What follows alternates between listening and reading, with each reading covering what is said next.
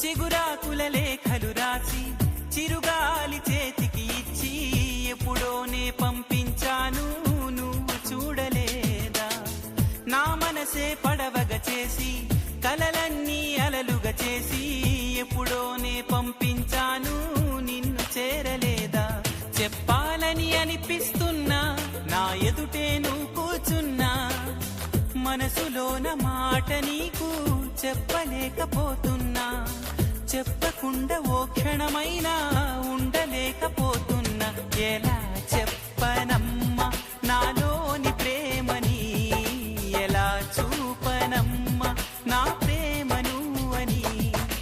అవునని అంటావో మరి కాదని అంటావో, ఏమంటా